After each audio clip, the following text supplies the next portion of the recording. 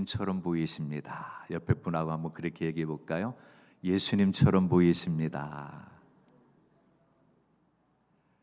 이렇게 고백할 수 있는 사람은요, 야곱이 약복강에서 천사와 씨름하고 변화받았을 때 마치 형을 만났을 때 이렇게 고백하지요.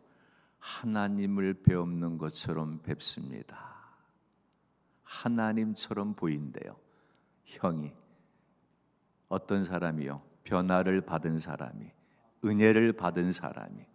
여러분들이 그러한 주인공들 되시기를 주님의 이름으로 축복합니다. 다시 한번 옆에 분을 한번 볼까요? 예수님처럼 보이십니까? 예, 그렇게 보이시면 다시 한번 얘기할게요.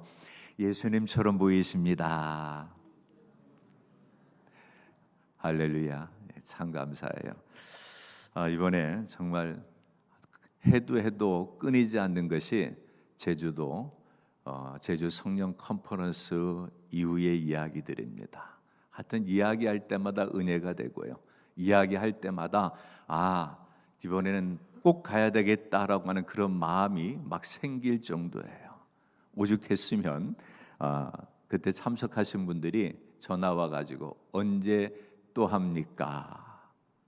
미리미리 예약을 하고 싶어가지고 그렇게 전화를 해오고 있습니다. 그런데 이번에는 제가 우리 당회장 목사님한테 그렇게 말씀드렸어요. 외부 사람도 좋아요, 목사님. 그런데 제가 바라는 것은 우리 교회 성도들이 먼저 은혜 받았으면 좋을 것 같아요. 할렐루야. 우리 교회 성도들이 먼저 은혜 받았으면 좋을 것 같습니다. 그래서 기회를 먼저 좀 줬으면 좋겠습니다, 목사님. 그랬더니 그래, 그렇게 해, 이렇게 말씀하셨어요.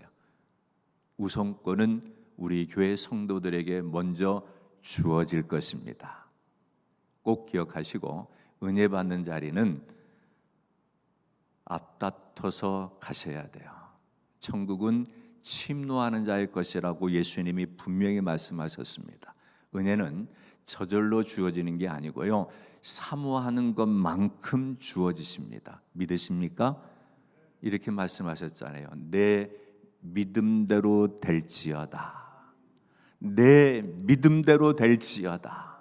여러분의 믿음은 얼만큼 되십니까? 여러분의 믿음은 어느 정도이십니까? 스스로에게 한번 물어보십시오. 은혜 받는 자리에 사모함이 있는지 없는지. 줘도 그만, 안 줘도 그만, 적당히 살다 가지 뭐. 내 종교 생활에 큰 흠이 되지 않으면 그렇게 살다가 또 천국 갈 수 있으면 가지 뭐. 이건 아니라고 생각합니다. 이런 흐지부지한 그러한 신앙은 하나님이 결코 기뻐하지 않습니다. 요한계시록에 보면 이렇게 말씀합니다. 차지도 않고 덥지도 않 미지근한 물을 입에 넣으면 어떻게 하실까요? 토해버리신다고 그랬어요. 차라리 차든지 덥든지 이렇게 하라는 것이 주님의 말씀입니다. 근데 우리는 안타깝게도 적당하게 신앙생활을 해요. 미지근합니다. 이게 술인지 물인지 알 수가 없어요.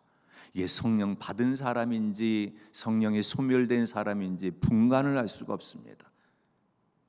그 뭐라고 그러셔요? 나는 너를 도무지 모르겠다. 주님 앞에 가긴 가는데 주님 나 아시지요? 이렇게 말하고 싶은데 주님 그렇게 말씀. 나는 너를 도무지 모르겠다. 도무지 모르겠다. 아니, 내가 이 땅에서 헌신도 많이 했잖아. 예배 안 빠졌잖아요. 기도도 많이 했잖아요. 그런데 주님 말씀하세요. 나는 너를 도무지 모르겠다. 나에게 해당되는 말씀이 아니라고 생각하십니까? 누구도 예외는 없습니다. 누구도 예외는 없습니다. 이번에 제주 성령 컨퍼런스에서 하나님이 행하신 일은요, 놀라울 정도예요. 놀라울 정도입니다. 우리 교회에서도 많이 가셨는데 간증하라고 하면 다 간증거리가 있어요. 근데 워낙 겸손하셔서 간증들을 안 하시는 거지요. 시키니까 다 하시더라고요. 지지난주 금요일 날 갔다 오신 분들 간증해 그랬더니 나와서 다 하시더라고요. 없는 것 같은데 다 있으시더라고요. 하나님이 그렇게 은혜를 주시는데 그런 자리 사모하지 않고, 은혜 받으면 다 되는데 은혜 받는 자리 사모하지 않고 그냥 세상살이에 바빠서, 먹고 사는 일에 바빠서, 내 직장 때문에 뭐 때문에 결국 내 영은 시간이 가면 갈수록 죽어지는 거예요. 내 영이 죽으면요, 내 혼도 죽고요, 내 몸도 죽고요, 내 삶도 죽는다는 사실을 놓치지 않기를 주님의 이름으로 부탁드립니다. 오늘 말씀의 제목은 좀 듣기 거북한 제목이에요. 항복하라. 항복하라. 아멘 하시는 분 한 분도 안 계시지요? 왜 그럴까요? 듣기 싫은 소리를 해요. 순종하라는 것도 듣기 싫고 복종하라는 것도 듣기 싫은데 항복하라고 하니 더 듣기 싫은 소리. 그러니 아멘이 안 나오는 거예요. 그러나 이 소리에 아멘할 수 있는 사람은 산 사람입니다.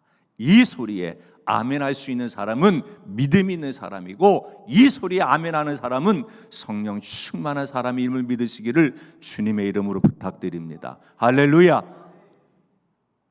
아멘해야 사는 거예요. 여러분, 기도가 막히면 우리 죽습니다. 육이 죽습니다. 호흡을 할 수가 없기 때문에.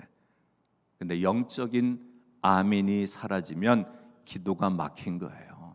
그 기도가 막혔다는 것은 영적인 호흡도 못하고 결국 하나님과 교제도 이루어지질 않습니다. 기도도 안 되는 거예요.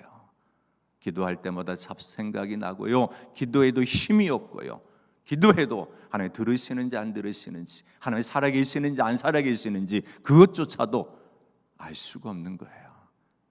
여러분, 기도가 막히지 않기를 주님의 이름으로 축복합니다. 어느 나라 어느 민족이든 제사라는 것은 있습니다. 물론 제사 드리는 대상은 다양해요. 조상에게 제사 드리는 경우도 있고 민족의 신에게 제사를 드리는 경우도 있습니다. 성경도 보면 가인과 아벨이 하나님께 제사 드린 것을 시작으로 해서 노아의 제사, 아브라함의 제사 등 많은 제사가 있습니다. 출애굽해서 가나안에 정착한 이스라엘의 삶은 제사를 중심으로 이루어지는 삶이었습니다. 그래서 하나님께 나올 때마다 그냥 제사를 드리는 것이 아니라 산 제물을 이끌고 나와서 제사를 드렸습니다. 성경에 나타나는 제사는 항상 그 대상이 하나님이시라는 것과 제사에 드리는 제물로 살아있는 짐승을 드렸다는 거예요. 제물로 드리는 소, 양, 염소를 비롯한 모든 짐승은 하나님 앞에 살아있는 것을 잡아 드려야만 됩니다. 구약시대에 드린 제사는 오늘날 예배라고 말합니다. 그리고 살아있는 제물을 드린 것은 오늘날 우리 성도들이 드릴 예배에 대한 모습입니다. 그래서 우리가 드릴 예배는 산 제사로 드려져야 된다 믿으시기를 바랍니다. 하나님은 우리의 몸을 산 제사로 드리라고 하셨습니다. 성도가 몸으로 제사를 드린다는 것은 구약에서는 찾아볼 수 없는 일입니다. 몸으로 제사를 드리는 게 아니에요. 가끔 이교도들이 사람을 잡아서 자기 신들에게 드리는 제사가 있었습니다. 그런데 이 같은 풍습은 하나님이 철저하게 금하는 거였습니다. 그래서 하나님께 드리는 산 제사는 오직 하나님이 정해주신 정결한 짐승으로만 드릴 수가 있었습니다. 살아있는 짐승을 잡아서 제사를 드리는 이유는 오직 우리가 죄를 지었기 때문입니다. 죄 문제를 해결하기 위해서 산 제물을 잡아 산 제사를 드리는 겁니다. 죄의 값은 사망이기 때문에 나 대신 누군가가 죽어줘야 되는 거예요. 그래서 죽은 짐승도 안 되고 살아있는 짐승만이 나를 대신해서 죽을 수 있는 거였습니다. 그래서 하나님이 범죄한 나 대신 어린 양을 비롯한 짐승을 잡아 죽이심으로 내 죄를 대신하게 하셨습니다. 어린 양을 잡아 제사 드리는 규례는 유월절에 정식으로 정해졌고요. 그러나 짐승이 사람의 죄를 대신할 수는 없는 겁니다. 일회용에 불과한 거예요. 죄 없는 짐승이 사람의 죄를 대신해서 죽는다는 것은 장차 이루어질 일에 대한 그림자, 예표일 뿐입니다. 그림자의 실체는 예수 그리스도이심을 믿으시기를 주님의 이름으로 부탁드립니다.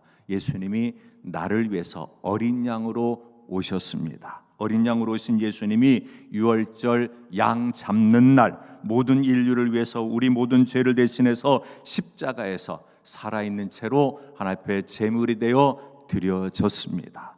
이제 그 주님 믿는 우리는 내가 산 제물이 돼야 되는 거예요. 이게 좀 어려운 일 수도 있습니다. 우리가 우리의 몸으로 드려야 될 산 제물, 이것은 나를 대신해서 죽으신 주님을 위해서 사는 삶이 내가 산 제물이 되어서 사는 겁니다. 이것이 산 제사고 하나님 받으시는 예배임을 믿으시기를 주님의 이름으로 축복합니다. 주님을 위해서 나를 내어드리는 것, 이것이 산 제물이고 산 제사다.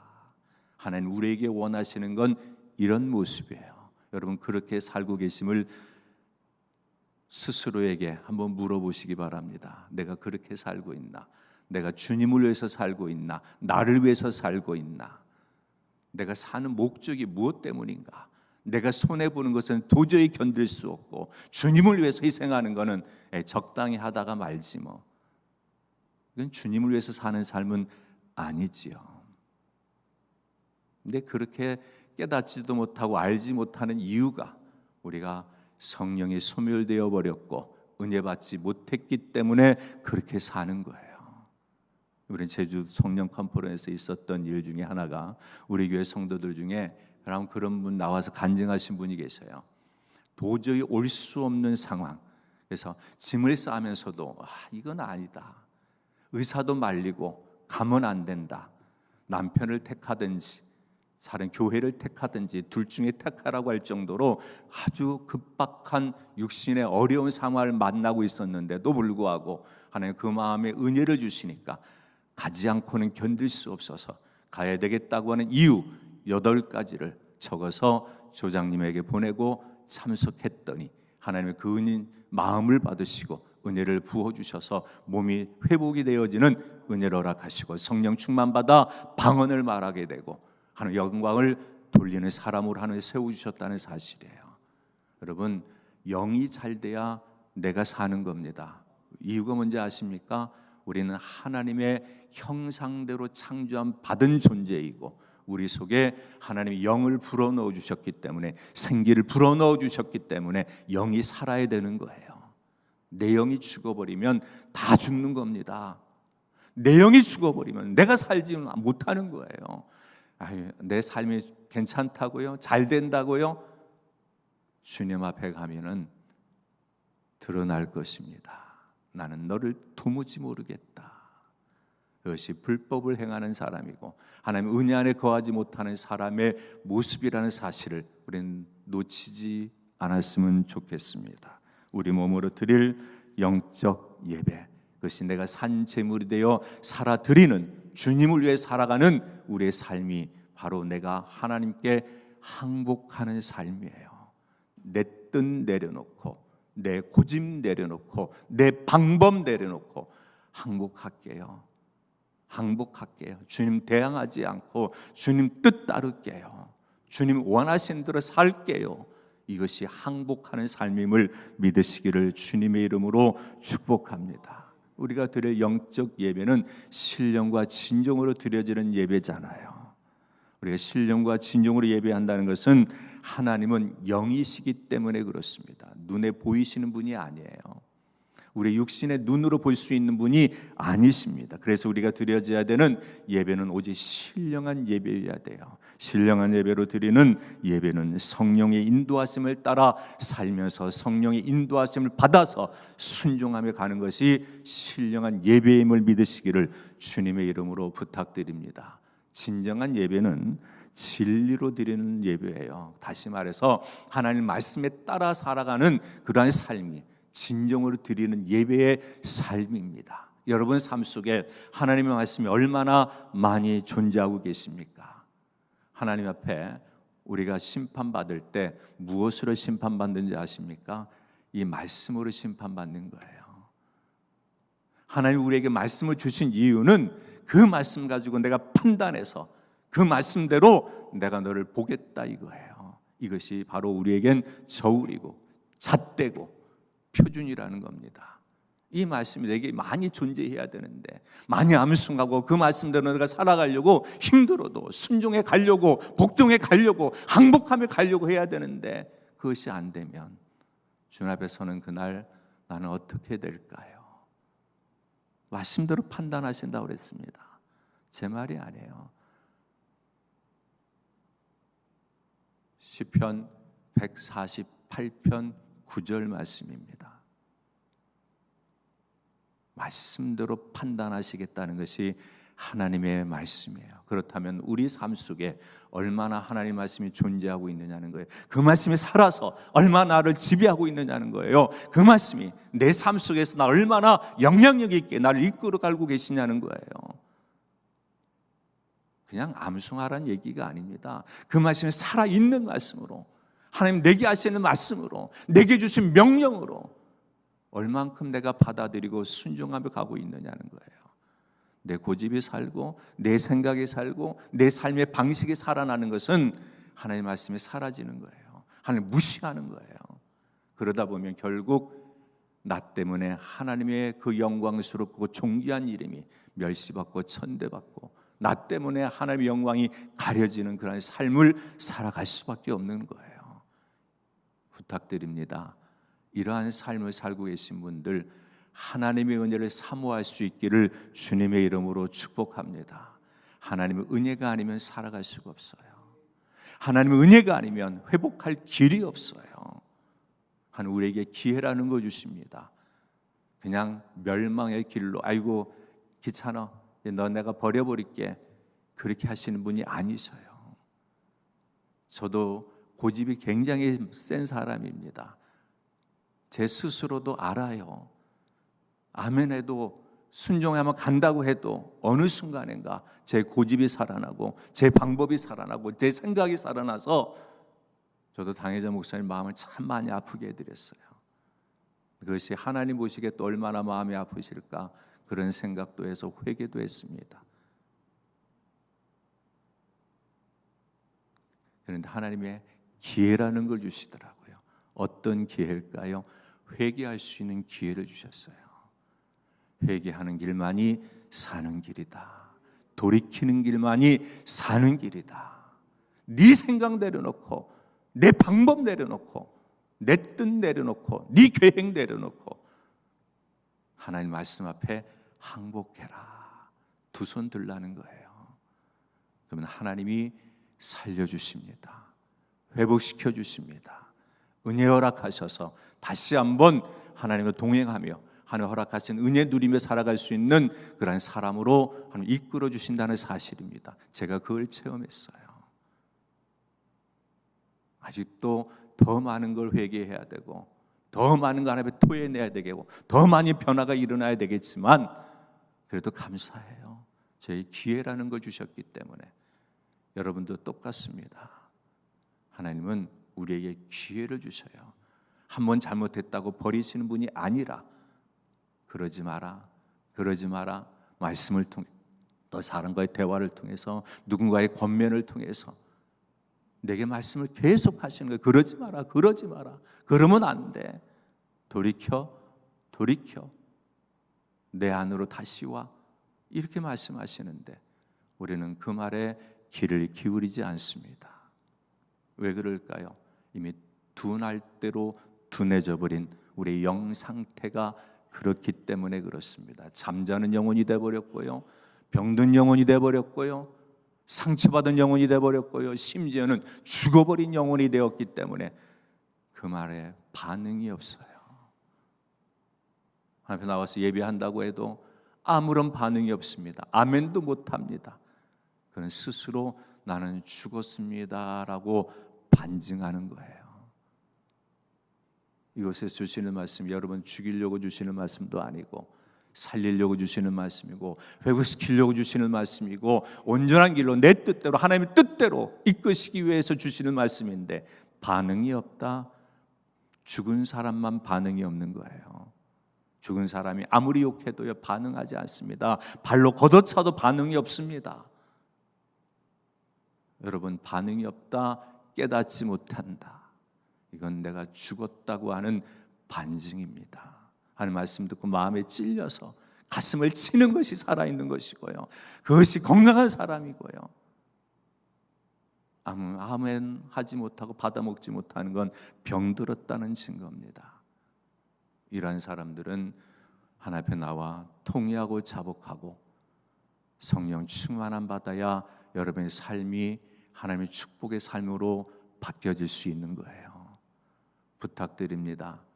예수님이 요한복음 15장에 보면 포도나무 비유를 통해서 우리에게 이렇게 말씀하세요. 너희는 내 안에 거하라. 포도나무에 가지가 붙어 있지 않고 떨어져 있으면 그건 죽은 거예요. 그래서 요한복음 15장 5절에 보면 내가 저 안에 저가 내 안에 붙어 있기만 하면, 하나님의 항복하고 하나님 뜻에 내가 순종하기만 하면 하나님께서 그 영을 살되게 하신다는 거예요. 요한일서 우리에게 뭐라고 말씀하십니까? 사랑하는 자여, 내 영혼이 잘된 것 같이 내가 범사에 잘되고 강건하기를 내가 강구하노라. 사도 요한을 통해서 우리에게 주신 말씀이지만 그 말씀이 하나님의 음성으로 받는 사람만 영혼이 잘될 수가 있습니다. 영혼이 잘돼야 우리 육이 살고요, 우리 육이 살아야 우리 삶이 평탄해지는 거예요. 하나님의 복이 넘치는 거예요. 여러분, 살다 보면 세상살이에 지치고 찌들다 보면 나도 모르게 성령이 소멸되어져서 자기 자신도 모르게 그냥 육신의 삶으로 살아갈 때가 있습니다. 전혀 깨닫지를 못해요. 그러나 이 시간 하나님 앞에 나와 예배하면서 하나님의 말씀에 귀를 기울일 때 내 마음이 조금이라도 울렁거림이 있거나 반응이 있다고 하면 아직 하나님 나를 사랑하시는구나, 나를 사랑하시는구나, 나를 부르시는구나, 나에게 기회를 주시는구나, 이렇게 깨달으시고 은혜 받는 자리에 앞장서서 그 은혜가 여러분들의 은혜가 될 수 있는 그러한 기회로 만들어갈 수 있기를 주님의 이름으로 축복합니다. 우리가 하나님 앞에 바르게 매여 있어야 살 수 있는 거예요. 바르게 매여 있을 수 있는 방법은 오직 오늘 말씀대로 너희는 이 세대를 본받지 말고 오직 마음을 새롭게 함으로 변화를 받아 하나님의 선하시고 기뻐하시고 온전한 뜻이 무엇인지 분별하도록 하라라고 말씀하고 있습니다. 이 세대를 본받지 말라고 했습니다. 근데 여러분 살아가면서 이 세대 본받지 않나요? 살아가는 방법은 전부 세상 방법대로 살고 있습니다. 예배가 없어요. 이 세대 본받지 말라고 했는데 우리가 사는 삶의 모습은 세상 방법이에요. 여기서 거기서 예외된 사람이 누가 있을까요? 이 세대 본받지 말라고 했는데 내가 살아가는 삶의 모습은 세상 사람들과 다를 바가 없어요. 그들과 치열하게 싸우고요, 다투고요, 더 가지려고 하고요, 몸부림치는 것이 우리의 모습 아닙니까? 분명히 말씀하셨어. 이 세대를 본받지 마라. 이 세대를 본받지 말라. 이 세상 방법대로 살지 말라. 세상 사람들이 추구하는 대로 가지 말라. 이렇게 말씀하시는데 우린 여전히 그 속에 살면서 적당히 믿다 가지 뭐. 주님은 적당이라는 게 없다고 분명히 말씀하셨습니다. 마음을 새롭게 할 수 있기를 주님의 이름으로 축복합니다. 마음을 새롭게 한다는 것은 하나님 중심으로 내 마음이 바뀌어져야 되는 거예요. 하나님 중심으로 내 마음 바뀌어질 수 있는 것은 내가 항복하는 길밖에 없습니다. 두 손 들게요. 이제 내 뜻대로 안 할게요. 내 방법대로 안 할게요. 내 계획대로 살지 않을게요. 오직 신령과 진령으로 성령의 인도하심을 따라 말씀대로 내가 살아갈게요. 이 손드는 거예요. 이것이 내가 주님 안에 있는 것이고 주님이 내 안에 거하는 거예요. 이러한 사람은 열매를 맺는데 많이 맺게 해주시겠다는 겁니다. 믿으시기를 주님의 이름으로 축복합니다. 여호수아가 하나님의 부르심을 받기 전에 마지막 이스라엘 백성들 앞에 설교를 합니다. 그러면서 이렇게 외칩니다. 오늘날 너희가 섬길 자를 택하라. 오늘 제가 여러분들에게 말씀드리고 싶습니다. 여러분, 오늘 누구를 섬길지를 선택하시기를 바랍니다. 누구를 선택하시겠습니까? 세상 방법대로 사시겠습니까? 하나님 말씀대로 사시겠습니까? 내 뜻대로 살겠습니까? 성령의 인도하심을 받으며 사시겠습니까? 선택은 여러분의 몫입니다. 여호수아는 그렇게 말하고 이렇게 고백합니다. 나와 내 집은 여호와를 섬기겠노라. 할렐루야. 이 고백이 여러분의 고백될 수 있기를 주님의 이름으로 축복합니다. 오직 여호와만 섬길 수 있는 그런 믿음의 역사가 여러분들 속에서 살아 꿈틀대어 하나님 앞에 나올 때마다 그것이 내게 은혜가 되어지고 하나님 은혜가 차고 넘치는데 큰 밑거름 되어지고 더욱더 하나님 앞에 나와 간절히 부르짖고 사모하고 하나님 은혜를 받지 않고는 살 수 없음을 고백하면서 내게 주어진 마지막 남은 단 1분의 기회라도 놓치지 않고 그 기회를 내 것으로 삼아서 하나님 앞에 온전하게 세움받아 하나님의 복을 누릴 수 있는 하나님의 사람들로 살아갈 수 있기를 주님의 이름으로 축복합니다. 기도하겠습니다. 하나님,